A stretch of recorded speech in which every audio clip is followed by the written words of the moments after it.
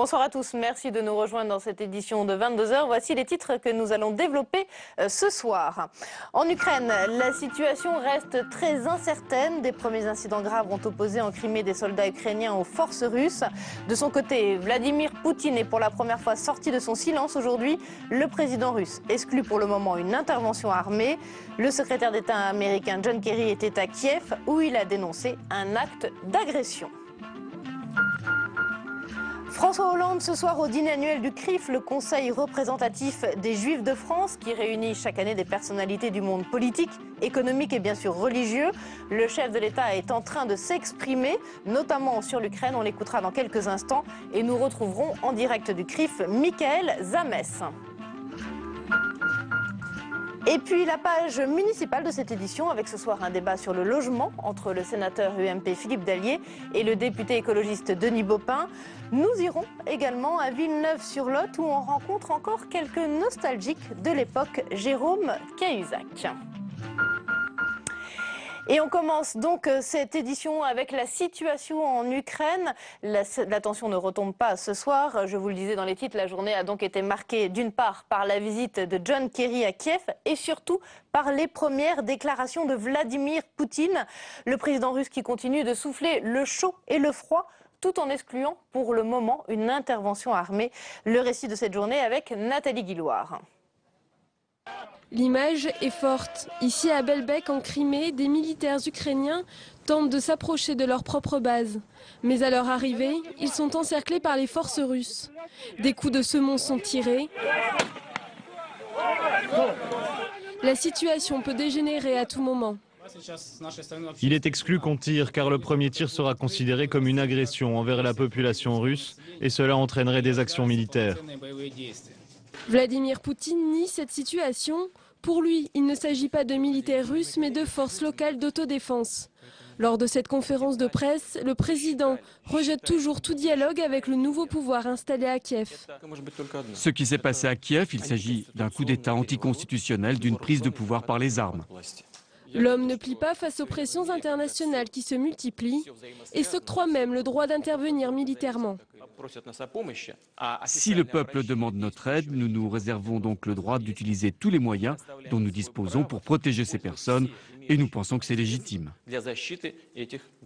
John Kerry, le secrétaire d'État américain, s'est rendu sur place aujourd'hui. Venu soutenir le nouveau régime ukrainien, les États-Unis vont apporter une assistance économique à Kiev d'1 milliard de dollars et également un fort appui politique. Je pense qu'il est clair que la Russie travaille dur à créer un prétexte afin de pousser plus loin son invasion. Face au risque d'escalade, seul signe d'espoir, la Russie a accepté de rencontrer demain les représentants de l'OTAN pour une réunion consacrée à la crise ukrainienne. Et puis on l'apprend ce soir, les Russes ont procédé à un tir d'essai de missiles balistiques dans l'après-midi. Un tir qui, selon Moscou, était prévu depuis longtemps. Et Moscou qui précise également avoir prévenu Washington de ce tir d'essai depuis déjà quelques semaines. François Hollande est donc ce soir au dîner annuel du CRIF, le Conseil représentatif des Juifs de France. Le président de la République vient de s'exprimer à l'instant sur la situation en Ukraine. Des paroles attendues de la part du président français. On l'écoute. Madame et messieurs les représentants des cultes, monsieur le président du CRIF, mesdames, messieurs, nous nous réunissons ce soir, j'allais dire comme chaque année, pour ce dîner qui est le cadre de la relation la plus fraternelle entre les Juifs de France et la République. Mais il se trouve que cette année, nous nous retrouvons au moment où, en Ukraine, se produisent des événements d'une gravité exceptionnelle, qui rappellent un temps que l'on croyait révolu, celui des ingérences, des interventions et des démonstrations militaires. La Russie, dans un contexte que l'on sait difficile, a pris le risque d'une escalade dangereuse. Le rôle de la France, avec l'Europe, dans ces circonstances, c'est d'exercer toute la pression nécessaire, y compris le recours éventuel à des sanctions pour imposer la voie du dialogue et rechercher une issue politique à la crise. Sur des principes simples, la garantie de l'intégrité territoriale et de la souveraineté de l'Ukraine, le respect aussi de la diversité de la population de ce pays, et enfin l'organisation d'élections libres sous contrôle international. Tel est le sens des démarches qu'avec le ministre des Affaires étrangères, nous engageons depuis le début de la crise. La Russie, avec laquelle nous dialoguons, doit comprendre qu'elle est devant un choix très important pour l'avenir de ses relations avec l'Europe et que la seule option, je dis bien la seule option raisonnable, c'est la négociation. Quant à l'Ukraine, elle doit pouvoir choisir son destin tout en reconnaissant les liens historiques, culturels, humains qui l'unissent à la Russie et que personne... Voilà, donc François Hollande qui est en train de s'exprimer actuellement au dîner annuel du CRIF. On retient des propos du chef de l'État que la seule option possible, c'est la négociation, ou alors que la Russie a pris le risque d'une escalade dangereuse. Bonsoir, Michael Zamès. Vous êtes en direct de ce dîner annuel du CRIF. On attendait ces premières paroles sur la crise ukrainienne de François Hollande. Oui, c'est vrai que le président de la République était attendu sur l'Ukraine, mais c'est vrai qu'aussi, il est venu ici pour ce dîner annuel du CRIF, le Conseil représentatif des institutions juives de France, pour parler de la situation en France sur l'antisémitisme. L'antisémitisme n'est pas en recul, c'était même illusoire de penser cela, vient de dire François Hollande il y a quelques instants. Il parle aussi, vous savez, de ce rapport aux années 30 dont on n'arrête pas de parler depuis ce mois de janvier, et c'est notamment sur ces manifestations, jour de colère, où on a entendu des phrases très dures dans les rues de Paris, notamment les Juifs dehors. Et cela, François Hollande l'a répété, ce n'est pas la crise simplement qui a permis à ces gens de parler dans la rue, ce n'est pas le chômage qui a permis uniquement à ces gens de s'exprimer dans la rue, c'est bien un contexte. Et il a parlé également de ces futures élections municipales et du Front National qui, bien sûr, sont au cœur de toutes les discussions. François Hollande est en train de s'exprimer à l'instant. Il est très attendu, notamment sur ces questions, parce qu'on en a beaucoup parlé depuis le mois de janvier, depuis les affaires avec Dieudonné, depuis ce signe de la quenelle que vous avez pu voir partout sur les sites internet. À l'instant, il vient d'être très applaudi quand il a cité le ministre Manuel Valls qui a mené une action contre Dieudonné. Également, Christiane Taubira a été très applaudie tout à l'heure pendant le discours de Roger Kuckerman, qui est le président du CRIF, qui a été victime, elle aussi, de racisme. Ce que je vous propose, c'est de vous retrouver un petit peu plus tard, quand on aura écouté le président de la République. On essaiera d'avoir aussi des réactions. Il y a beaucoup de ministres, il y a des hommes et des femmes politiques de tous les partis qui sont venus ce soir. Merci beaucoup, Michael. Effectivement, on vous retrouve tout à l'heure en direct de ce dîner annuel du CRIF pour des réactions au discours de François Hollande. Vous avez pu le suivre également hier sur notre antenne, la contre-attaque de Jean-François Copé après les révélations du Point la semaine dernière. Le président de l'UMP a proposé la transparence des comptes de tous les partis politiques. Seulement, cette transparence existe déjà dans la loi. Exemple avec Europe Écologie Les Verts, le parti nous a ouvert aujourd'hui ses livres de comptes. Le reportage d'Aurélien Romano. Ici, à Europe Écologie Les Verts, la transparence des comptes n'effraie personne. Donc c'est le récépissé de dépôt des comptes pour l'année 2012. La trésorière tient à disposition les comptes de 2012, ceux de 2013 n'étant pas encore consolidés.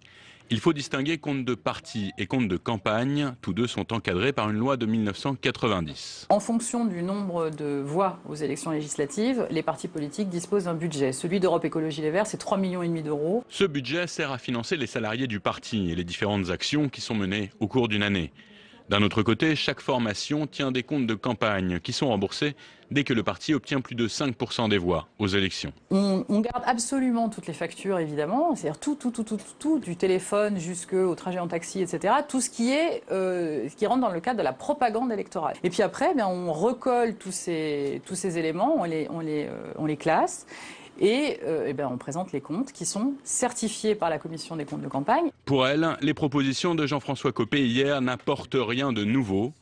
Des propositions qui ont fait réagir tous les partis, notamment le Parti socialiste qui se dit prêt, dans un communiqué, à publier sa comptabilité détaillée. Les menaces de Bernadette Chirac pour sauver son canton de Corrèze. L'ancienne première dame promet de dire un certain nombre de choses si son canton passe à la trappe dans le cadre du redécoupage électoral. On écoute Bernadette Chirac aujourd'hui lors d'une conférence de presse. Beaucoup de sujets à traiter. Tous les chefs d'État peuvent témoigner de cela. Et mon idée est qu'il a fait confiance à M. Valls. Et un collaborateur particulièrement, il s'appelle comment? Colmo. C'est cette méthode un peu couleuvre. Hollandaise un peu. Ne me faites pas dire des choses que je n'ai pas dites. J'espère que le Conseil d'État nous aidera, mais si je tombe dans la trappe, je dirai un certain nombre de choses. Voilà, Bernadette la menace aujourd'hui à Paris. Le gouvernement réfléchirait à une nouvelle baisse des dotations de l'État aux collectivités locales. La somme de 10 milliards d'euros est avancée. Un nouveau coup dur pour les communes, les départements et les régions qui doivent déjà se serrer la ceinture. Jérôme Rabier. Si le chiffre se confirme, ce serait une véritable coupe franche dans les finances des collectivités locales. 10 milliards d'euros de dotations, voilà les économies annoncées par le journal Le Parisien ce matin. Ces dotations de l'État représentent plus d'un quart du budget des collectivités et se chiffrent chaque année à environ 100 milliards d'euros. François Hollande avait déjà annoncé une baisse d'1,5 milliard d'euros en 2014 puis en 2015. Et pour la ministre en charge du dossier, tous les autres chiffres avancés pour les années suivantes sont infondés. À mon avis, on n'arrivera pas à 10 milliards, c'est pas le chiffre que j'imagine aujourd'hui. Mais si on réussissait déjà à bloquer ces augmentations et à dire bon, ça, on arrête, on prend la valeur qu'on a aujourd'hui et déjà on arrête. Vous savez que c'est énorme comme économie. Un projet de loi est bien en préparation pour le mois d'avril et devrait inciter les différentes collectivités à fusionner ou mutualiser leurs moyens sous peine de se voir financièrement sanctionnées. Mais les élus et leurs représentants préviennent, il y aura des dégâts en cas de baisse supplémentaire des dotations. Ça serait très difficile à supporter. Ça entraînerait une baisse importante des investissements des collectivités locales et puis ça risque d'entraîner l'affaiblissement des services aux citoyens et ça bien entendu nous saurions l'envisager sereinement. Sans compter qu'en pleine campagne pour les élections municipales, annoncer que les villes auront moins de moyens n'est pas très aisé pour les maires. Et certains élus l'annoncent, si les rumeurs se transformaient en réalité, les élections sénatoriales de septembre prochain pourraient se transformer en référendum anti-austérité pour les collectivités. Eh bien justement, à l'instant, Pierre Moscovici ne confirme pas, mais ne dément pas non plus au micro de Public Sénat ces 10 milliards d'économies réalisées sur le dos des collectivités territoriales. Écoutez le ministre de l'économie et des finances, il répondait au micro de Michaël Zamès, et toujours en direct du dîner du CRIF. On écoute. Toutes les administrations seront mises à contribution, les administrations d'État, les administrations de sécurité sociale, les collectivités locales également. Il n'y a pas de démarche punitive, il n'y a pas de chiffres. Travaillons, travaillons et le moment venu, le président de la République, le gouvernement annonceront les dispositions qui seront prises. Voilà, nous ont rejoint sur ce plateau Philippe Dallier, sénateur UMP. Bonsoir. Bonsoir, merci d'être avec nous. Denis Baupin, député Europe Écologie Les Verts de Paris. Et puis notre chroniqueur Jean-Louis Gombault. Jean-Louis, on va parler ensemble de ce chiffre de 10 milliards, à l'instant non confirmé, non démenti non plus par le ministre de l'économie. Est-ce qu'il est crédible ce chiffre? Alors c'est plus qu'une rumeur, puisqu'en fait c'est un chiffre qui vient d'un élu socialiste qui assiste à toute une série de réunions qui tiennent actuellement pour trouver ces fameux 50 milliards.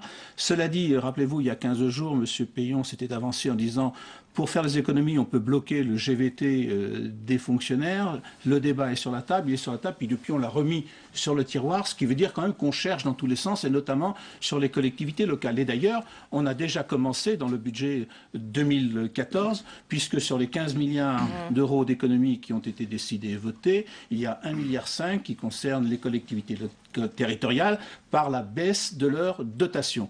Et puis, en 2015, il est déjà acté qu'il y aura encore 1,5 milliard d'économies sur les dotations des collectivités locales. Pardon ? 3.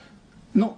En 2016, il y aura 3 milliards. En 2017, il y aurait encore 3 milliards. Ce qui fait qu'au total, si vous voulez, sur l'ensemble des dépenses que l'État supportera, l'ensemble des économies que l'État fera d'ici à 2017, en gros, on peut estimer que le tiers concernera les collectivités locales. Ce qui est donc quand même un chiffre important. 30% de l'ensemble de l'effort de l'État en tant que puissance publique centrale sera concentré sur les collectivités territoriales. Mais tout ça, ça reste conditionnel. Alors, quand est-ce qu'on va y voir un petit peu plus clair? Alors on va y voir très clair très rapidement, parce qu'il y a 3 rendez-vous importants. Le premier rendez-vous, ce sera au courant mars-avril, quand on aura les lettres plafond qui seront publiées par le Premier ministre, qui demandera à ses ministres telle ou telle économie. Et puis fin avril, il faudra envoyer à la Commission de Bruxelles notre programme de finances publiques d'ici à 2017. Et là, il faudra qu'on voit précisément ces fameuses économies de 50 milliards. Puis il y a 2 autres rendez-vous qui me paraissent importants.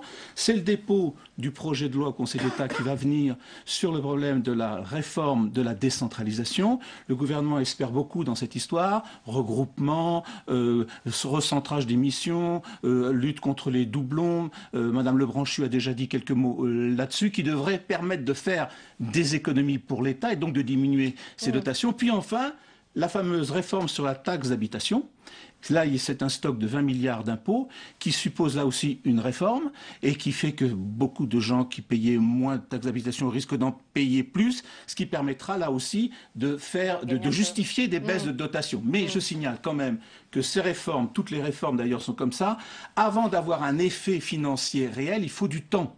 Les réformes coûtent d'abord de l'argent avant de rapporter et on risque de dépasser le cap de 2017 dans ces conditions. Merci Jean-Louis-Philippe Dallier. Vous étiez un des premiers à nous donner ce chiffre des 10 milliards la semaine dernière. Est-ce que vous êtes rassuré par ce que vient d'expliquer Jean-Louis Gombault? À l'évidence, le rendez-vous, c'est après les élections municipales. Pour l'instant, on a quelques ballons d'essai. Donc 1,5 milliard en 2014. On nous avait dit 1,5 milliard en 2015, ça pourrait bien être 3. Et maintenant, on nous dit 10 milliards jusqu'en 2017. Je partage pour une fois l'avis d'André Léniel. Il va y avoir un double effet. La flambée des impôts locaux, la chute de l'investissement local.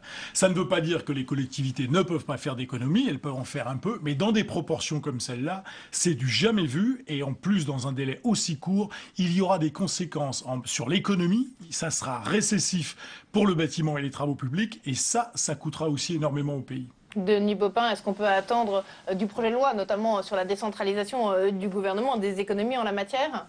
Écoutez, là, on commande des rumeurs, c'est ça? Oui. Donc, enfin, on commande des rumeurs.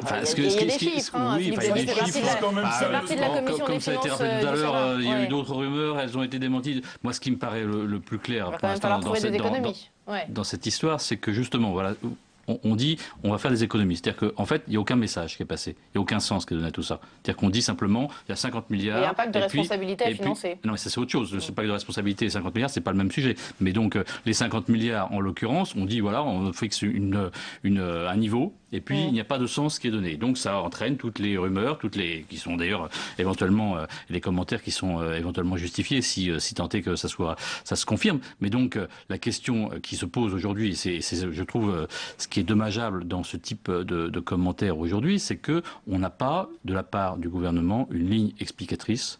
On a écouté tout à l'heure Pierre Moscovici, il n'a pas démenti. Il aurait pu démentir très clairement. Est-ce que je vous ai dit autre chose? Moi, ce que j'aimerais plutôt, c'est qu'il nous donne du sens à quels sont les choix, comment ils vont être faits. C'est vrai qu'on a un peu l'impression aujourd'hui qu'on va prendre tous les budgets, puis on va couper X% pour atteindre le résultat. Ça ne donne pas un sens politique. Donc, le sens politique, c'est qu'il faut trouver 50 milliards.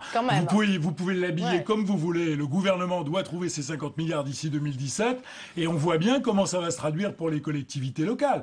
Donc je ne dis pas qu'il ne faut pas trouver les 50 milliards. Il va falloir rentrer dans les clous. Ça, c'est une certitude. Maintenant, la manière d'y parvenir, ça, c'est autre chose. Et il faut en mesurer les conséquences. Parce que pour les collectivités locales, il y a des pistes d'économie, mais il faut une réforme structurelle. Et là, on ne commence pas par la réforme. On commence par assécher les budgets et on va mener la réforme ensuite. On dit la même chose, globalement. Je trouve que si, mais de fait, alors s'il faut le confirmer, moi je pense qu'il faut d'abord donner le sens sur ce qu'on va faire sur les collectivités locales, comme sur le développement économique, sur la transition énergétique, sur un certain nombre de sujets. Aujourd'hui, on dit c'est 50 milliards, et puis si on n'a pas engrangé d'autres politiques qui permettent de réformer et de retrouver un équilibre et un mode de développement et un modèle économique qui fonctionne, demain, il faudra encore faire d'autres coupes et d'autres coupes et d'autres coupes. Ce qui est un peu inquiétant, Denis Baupin, c'est quand on nous dit que vous ne voyez pas la clarté de la politique gouvernementale. Je rappelle quand même que les Verts appartiennent à ce gouvernement.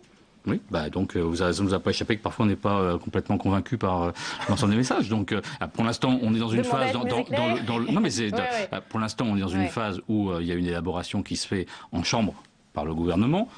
qui n'est pas le moins qu'on puisse dire transparente, mais bon, c'est peut-être le propre de ce genre d'exercice. Mais donc, pour ça que commenter des rumeurs sur une partie des chiffres, etc., c'est un exercice un petit peu vain tant qu'on n'a pas un peu les messages. Alors justement, en avant, si vous êtes là tous les deux, Philippe Dallier et Denis Baupin, c'est pour parler du logement. Hein. C'est le débat dans le cadre des municipales de ce soir dans le 22h. En 2013, il y avait encore plus de 3,5 millions de personnes qui étaient touchées par la crise du logement en France. Alors malgré plusieurs lois, les communes se heurtent toujours à des vraies difficultés d'application sur le terrain, mêlées parfois à une certaine mauvaise volonté.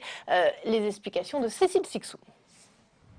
60 ans après, l'appel de l'abbé Pierre contre le mal-logement reste d'actualité. En 2013, 3,5 millions de personnes sont directement concernées par la crise du logement. Au total, 10 millions sont touchés de près ou de loin. Les familles qui sont, qu'on appelle dans la classe moyenne, la tranche basse, les classes moyennes, qui représentent quasiment la moitié, qui sont confrontées à des graves difficultés de logement, puisque pour la plupart, ils n'ont plus les moyens aujourd'hui d'acheter un logement, et ils sont devant des loyers qui sont souvent trop importants, ou beaucoup trop importants par rapport à leurs ressources.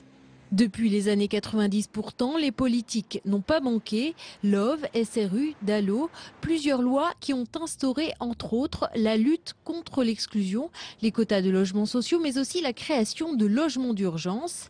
La dernière en date, c'est celle de Cécile Duflot, la loi Allure récemment votée. Elle met en place l'encadrement et la garantie universelle des loyers, un outil supplémentaire pas suffisant pour les associations.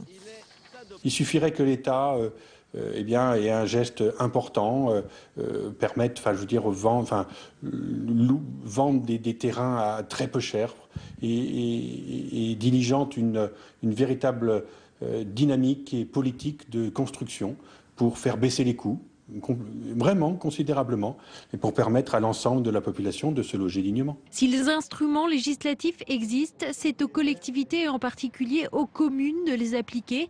Manque de moyens ou de volonté politique sur le terrain, la mise en pratique semble parfois compliquée. Exemple, près d'un tiers des communes concernées par les quotas HLM ne les respecteraient pas. Alors Philippe Dallier, pourquoi c'est toujours finalement si difficile d'appliquer ces contraintes législatives en matière de logement et d'urbanisme?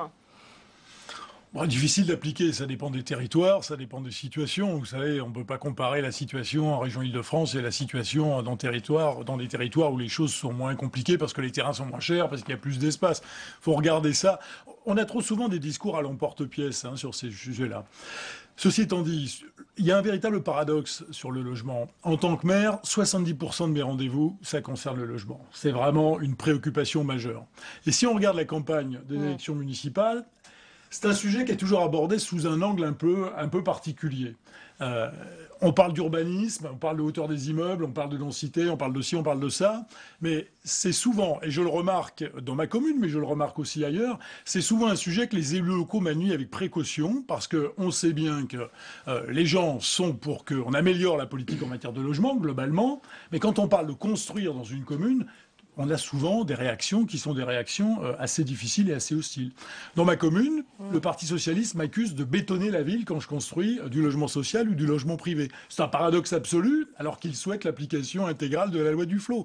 Donc, si vous voulez, c'est un sujet compliqué, une préoccupation majeure de nos concitoyens, mais politiquement, c'est toujours un sujet délicat à manier. Il y a souvent un vrai volontarisme en politique. On a vu Benoît Apparu était très impliqué sur le dossier, Cécile Duflot est énormément impliquée aussi dans son ministère, et on a l'impression que sur le terrain, les choses évoluent peu, finalement, à la marge. Ça dépend des villes. Moi, j'y suis élu parisien. De fait, il y a eu une volonté politique qui s'est affirmée à Paris, et on a atteint, dès 2014, les objectifs de la loi SRU qui étaient fixés pour 2020, c'est-à-dire 20% de logements sociaux. Alors certes, il y a des élus qui se sont battus contre, mais en l'occurrence, ils n'étaient pas à gauche. Il y a un certain nombre d'arrondissements dans lesquels il n'a pas été possible, aussi rapidement qu'on le souhaitait, de faire du logement social parce qu'on avait des élus que ça dérangeait de voir installer du logement social. Et il faut quand même se dire les choses un peu en face.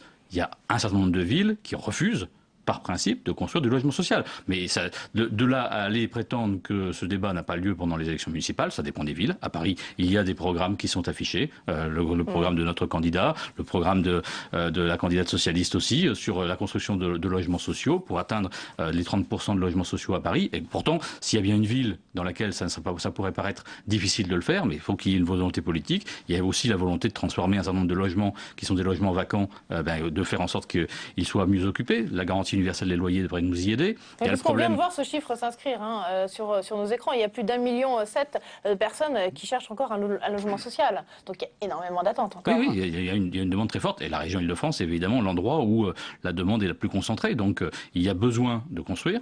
Donc il faut construire. Et donc il faut qu'il y ait la volonté de la part des élus concernés de le faire. C'est à Paris, mais c'est évidemment pas que sur Paris. Il faut que, y compris, on transforme des bureaux qui sont vides en logements, parce qu'on continue à construire des bureaux comme si on avait encore des besoins de bureaux considérables sur l'agglomération parisienne. Et ça, les textes votés par le Parlement depuis le nouveau gouvernement Ayrault, le texte, je pense au projet de loi sur le logement social, mais aussi évidemment à la loi Allure de Cécile Duflot, ça va vous donner plus de moyens ? Oui. Bien sûr, c'est conçu pour ça, et ça va rééquilibrer les pouvoirs entre les propriétaires et les locataires, ce qui est aussi un sujet extrêmement important. Vous savez, je pense que on a construit 400, on avait atteint 420 000 logements par an il y a 2 ans, je crois. On est à 330 000 logements cette année, enfin en 2013, et il est fort probable qu'en 2014, on soit en dessous des 300 000. Donc voter des textes... Oui, on rappelle l'objectif du gouvernement, c'est la construction de 500 000 logements neufs. Voter des textes, c'est une chose, les voir se transformer, c'en est une autre. Et par rapport au texte qu'a voté Cécile Lucas, et fait adopter Cécile Duflot, il y a des choses très intéressantes sur la lutte contre les marchands de sommeil, sur l'habitat indigne, etc. Mais le signal qui a été envoyé aux investisseurs en matière de logement, aussi bien qu'aux propriétaires, n'est à mon avis pas un bon signal et qui n'est pas... Vous pensez à quoi? La garantie universelle des loyers, par exemple? Bon, la GUL ou ce qu'il en reste, excusez-moi, pour le coup, ça, je le mettrai de côté. Mais dans les rapports propriétaires-locataires, je pense que dans certains cas, on est allé trop loin.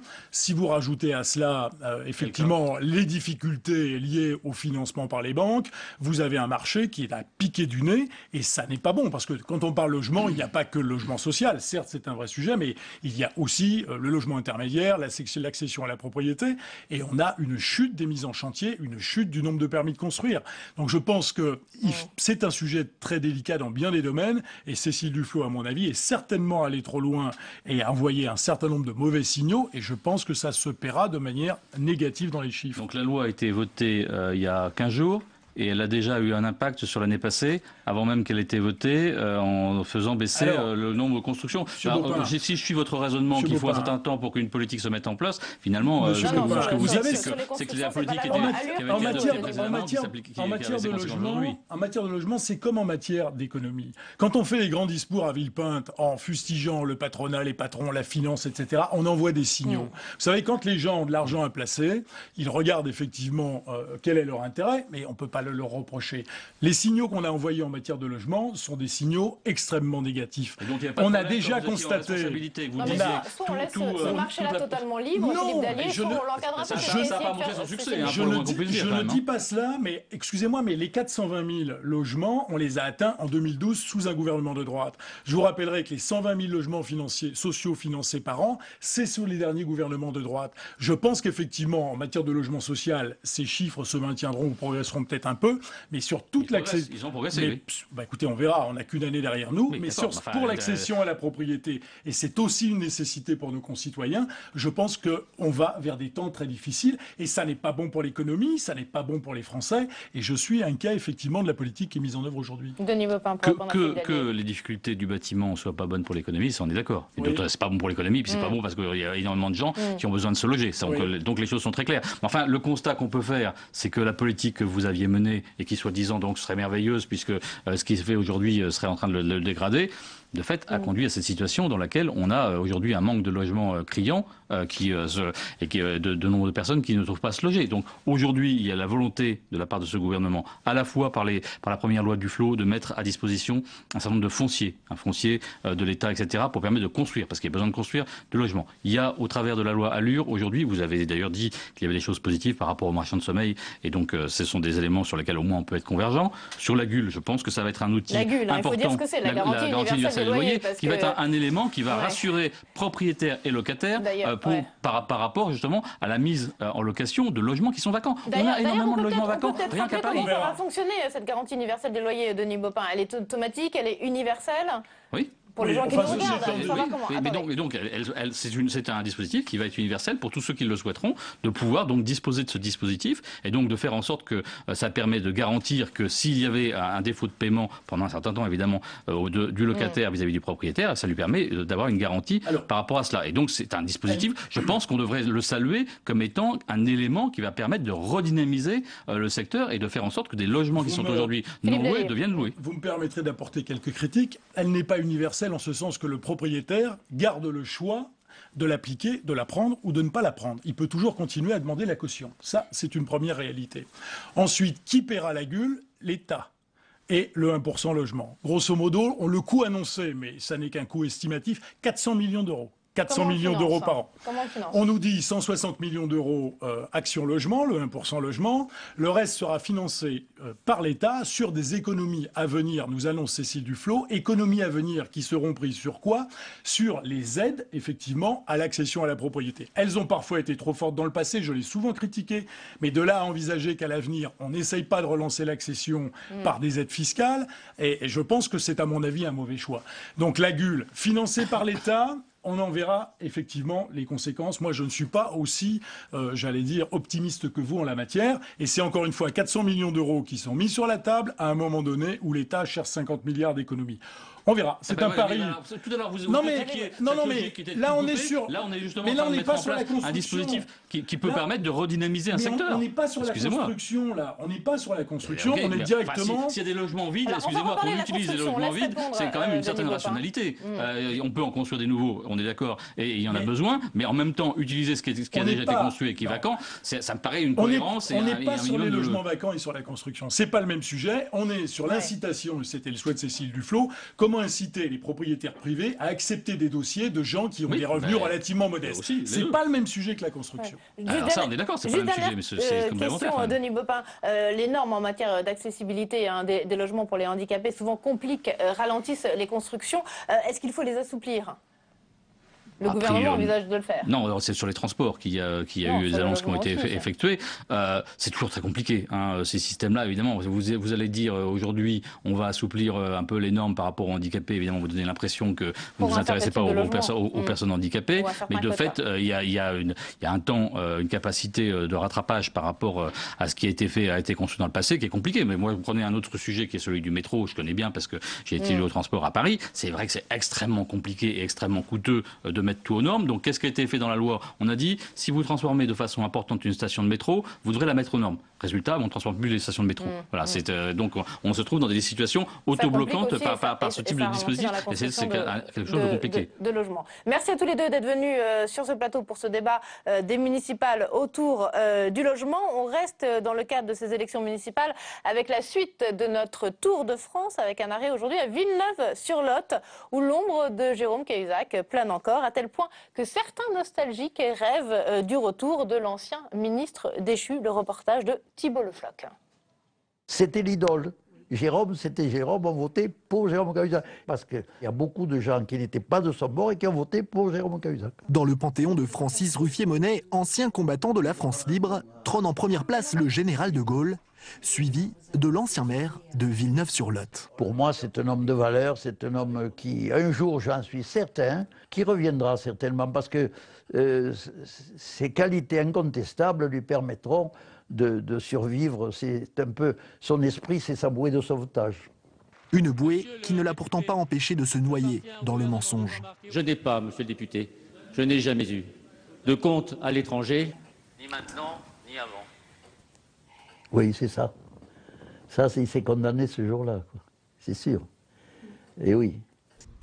Pendant l'affaire, Jérôme Cahuzac se réfugie chez plusieurs amis villeneuvois pour échapper aux médias. Jean-Guy Gillet est l'un d'entre eux. Je l'ai aidé quand il avait des grosses difficultés. Et puis si c'est à refaire, ça serait pareil. Vous lui en voulez pas? Pas du tout. Pas du tout. Je ne cautionne pas à 100% ce qu'il a fait. Oui, effectivement, oui, il a fait quelque chose qu'il ne fallait pas faire, c'est vrai. Mais bon, je pense qu'il y a, je dirais, au moins 50-50 de gens qui sont pour Cahuzac actuellement encore. Le temps qui passe permettra-t-il aux Villeneuvois de pardonner à Jérôme Cahuzac? Direction la sortie de la messe. Après tout, le pardon, c'est un thème que connaissent bien les chrétiens. Ça, c'est pas mon boulot. C'est pas moi qui pardonne. Non, mais il me manque pas. Non. Non, il a menti. Comme la prière nous dit, pardonne-nous nos offenses comme nous pardonnons aussi à ceux qui nous ont offensés. Donc voilà. Et c'est à Villeneuve à choisir. Les Villeneuvois et la justice qui décideront ou non d'offrir une résurrection politique à l'ancien maire de Villeneuve-sur-Lot. Voilà pour les nostalgiques de Jérôme Cahuzac à Villeneuve-sur-Lot. C'était donc notre page municipale dans cette édition de 22h. On va maintenant repartir en direct du dîner annuel du CRIF, le Conseil représentatif des institutions juives de France, où nous retrouvons sur place Michaël Zamès. Michaël Zamès, vous avez écouté le discours de François Hollande. Vous êtes maintenant aux côtés de Jean-Vincent Placé, le président du groupe des écologistes ici au Sénat. Oui, c'est la première fois que le groupe des écologistes, en tout cas la deuxième fois que le groupe est invité. Jean-Vincent Placé, c'est votre première au dîner du CRIF. Il y avait une raison pour cela, c'est que les Verts étaient un petit peu sur la blacklist. C'est pour cela que les Verts n'étaient pas là jusque-là? Il y a eu une vieille histoire, en effet, avec le CRIF, qui remontait il y a très longtemps, du temps où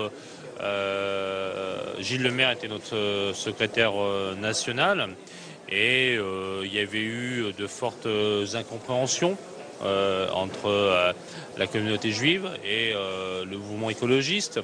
Qui était dû notamment à des manifestations où souvent on voyait le drapeau d'Israël qui était souillé, qui était brûlé. Très sincèrement, je ne veux pas revenir là-dessus. Et la réalité aujourd'hui, c'est que si je suis ici ce soir au dîner du CRIF, c'est que nous voulons, le Parti écologiste, montrer que nous discutons avec tout le monde. Nous sommes extrêmement respectueux des principes de la République et de la laïcité. C'est-à-dire que nous sommes respectueux de l'ensemble des communautés religieuses. Et donc, évidemment, de la communauté juive ici en France.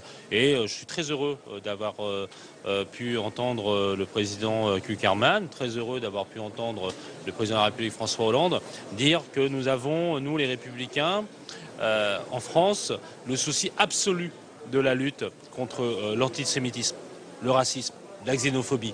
Voilà les messages de la soirée et c'est en ce sens-là que l'ensemble de la communauté associative, politique, économique et sociale, nous sommes là. Et c'est vrai, à un moment on dit « Ah mais c'est un passage obligé », c'est pas un passage obligé. Nous sommes là pour dire ces choses-là. Nous sommes contre l'antisémitisme, nous sommes contre le racisme, nous sommes contre la xénophobie. Juste un mot quand même, le président Kuckerman, président du CRIF, a dit « L'antisionisme est le nouvel habit de l'antisémitisme ». C'est notamment en stipulant l'extrême gauche. Qu'est-ce que vous avez pensé ? Est-ce que vous êtes senti visé quelque part ? Non, parce que je ne suis pas d'extrême gauche, je suis écologiste et pour ma part, je suis tout à la fois totalement opposé à toute forme d'antisémitisme et tout à la fois, je le dis ici, et le président de la République l'a dit, nous sommes sur la position de la France, des deux États, donc de l'État d'Israël, de sa sécurité et de son existence. Donc les choses sont très claires et nous avons un rôle historique, je crois. Le président l'a dit par rapport au Liban, par rapport à l'Iran, par rapport à Israël, par rapport à la Palestine, un rôle historique de par notre histoire, par notre culture, la France, et par rapport à tout ce que nous avons pu porter dans les siècles, eh bien, c'est de ces valeurs-là humanistes qui font que nous sommes pour la paix, nous sommes pour l'entente entre les peuples, et nous sommes pour l'État d'Israël, et nous sommes pour l'État palestinien. Mais Jean-Vincent Placé, il a beaucoup aussi fait état des rapports aux années 30 et de ces jours de colère qu'on a vus dans les rues de Paris il y a peu de temps encore. C'est un climat qui dégénère en France quand même. Oui, je trouve que la crise, et puis on pourrait même développer plus largement l'individualisme, le repli sur soi, l'identité des uns et des autres. Eh bien aujourd'hui nous sommes dans une situation très difficile dans la République, dans les valeurs universalistes, humanistes et philosophiques que nous portons, cette République française. Et c'est vrai que cette manifestation-là, par rapport notamment à l'antisémitisme, devient extrêmement inquiétante. Et je tiens à le dire, le président de la République a dit des choses très claires, le ministre de l'Intérieur, y compris par rapport à l'affaire Dieudonné, a été très clair. Nous soutenons cette action extrêmement résolument. Nous sommes totalement en faveur de toutes les mesures qui peuvent faire en sorte que nous luttions fortement, viscéralement contre l'antisémitisme. Merci beaucoup Jean-Vincent Placé, merci d'avoir témoigné en direct ici au dîner du CRIF. Ce que je vous propose, c'est d'écouter tout simplement ce qu'a dit le président de la République il y a quelques minutes sur ce rapport à l'antisémitisme et par rapport à la France, bien entendu. On écoute. C'est ensemble, tous les républicains, que nous devons nous retrouver pour défendre les valeurs qui font la France. Et je l'affirme ici, face à des périls, et c'en est un, l'antisémitisme, le racisme, il ne saurait y avoir la moindre place pour la division, la polémique et la surenchère. La France est une quand il s'agit de combattre le racisme et l'antisémitisme. Voilà, et ce soir, François Hollande était aussi très attendu sur la situation en Ukraine. Des premières déclarations du chef de l'État français depuis le début de cette crise en Ukraine. Je vous propose de réécouter les paroles de François Hollande, toujours au dîner du CRIF ce soir. La Russie, dans un contexte que l'on sait, difficile, a pris le risque d'une escalade dangereuse. Le rôle de la France, avec l'Europe, dans ces circonstances, c'est d'exercer toute la pression nécessaire, y compris le recours éventuel à des sanctions pour imposer la voie du dialogue et rechercher une issue politique à la crise. Sur des principes simples, la garantie de l'intégrité territoriale et de la souveraineté de l'Ukraine. Le respect aussi de la diversité de la population de ce pays. Et enfin, l'organisation d'élections libres sous contrôle international. Voilà, donc François Hollande, ses paroles attendues sur l'Ukraine. La Russie a pris le risque d'une escalade dangereuse. Voilà ce qu'a dit ce soir le chef de l'État donc à ce dîner annuel du CRIF. La seule option possible, c'est la négociation, a également insisté François Hollande. On va repartir dans quelques instants en direct de ce dîner du CRIF. Retrouver sur place Michael Zamès. Michael Zamès qui devrait peut-être avoir à son micro dans quelques instants Christiane Taubira. Voilà, on la voit, la garde des Sceaux arrive à l'instant, c'est en direct. On vous écoute, Michael. Bien sûr, Madame Taubira vient d'arriver. Nous sommes en direct, Madame Taubira. Si vous pouvez nous accorder quelques mots, notamment le président de la République vous a cité sur le président Kuckerman aussi, qui vous a cité en exemple. Vous avez été victime, vous aussi, de racisme. Vous comprenez ce qui peut se passer dans la communauté juive qui est très inquiète en ce moment. Je dirais que je ne dirais pas que j'ai été victime, mais parce qu'il y a des personnes qui sont vraiment victimes. Moi, j'étais la cible d'attaques racistes, il y a des personnes qui sont la cible d'attaques antisémites et des personnes qui en sont victimes vraiment. Et même si nous en sommes la cible, nous avons assez de force, de capacité, d'initiative, de réaction, de combativité pour protéger celles et ceux qui en sont vraiment victimes. C'est de toute façon intolérable, c'est intolérable dans la République, c'est intolérable dans une démocratie, c'est intolérable parce que ça fragilise des citoyens qui ont besoin au contraire de la solidarité et de la protection de la société. Donc nous ne devons pas faillir, nous ne devons pas faiblir, nous devons maintenir à la fois notre vigilance, notre rigueur, notre exigence et notre capacité à punir. Justement, le président de la République a également dit que les ministres étaient à l'œuvre en ce moment. Vous allez proposer certainement des choses en matière de régulation sur Internet. Est-ce qu'on peut avoir déjà un petit peu quelques idées de ce qui peut se proposer, en tout cas que ce soit vous au ministère de la Justice, au ministère de l'Intérieur par exemple? Mais nous sommes déjà intervenus. Twitter. Absolument, et nous avons obtenu des résultats. Moi-même, j'ai mis en place depuis plusieurs mois un groupe sur la cybercriminalité. Je lui avais demandé son rapport d'ailleurs pour le mois de septembre. Le sujet est tellement difficile, complexe, parce qu'évidemment, il faut articuler ce que nous pouvons faire au niveau national, mais également ce que nous pouvons faire à l'échelle de l'Union européenne, qu'il a eu besoin de 3 mois supplémentaires de travail. Donc c'est un dossier que nous avons pris avec beaucoup d'insistance et beaucoup d'exigence également. Vous savez ce que nous avons fait sur la plateforme Pharos avec le ministère de l'Intérieur et le ministère du Budget.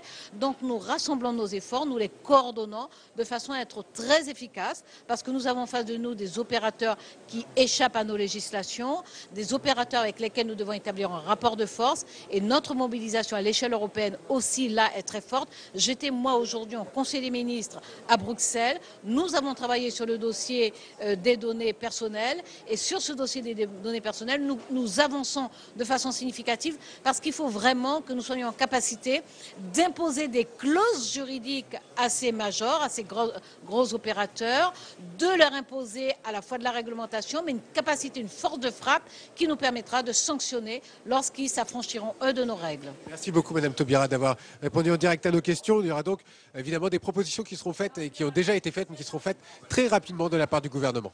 Merci beaucoup, Mickaël, pour ces interventions en direct du CRIF. Merci à vous de nous avoir suivis pour cette édition du 22h. Je vous retrouve demain soir. Et en fait, non, tout de suite dans l'émission Preuve par 3, nous recevons ce soir le leader centriste Jean Arthuis. Donc à tout de suite pour cette émission politique. Très bonne soirée à tous sur notre antenne.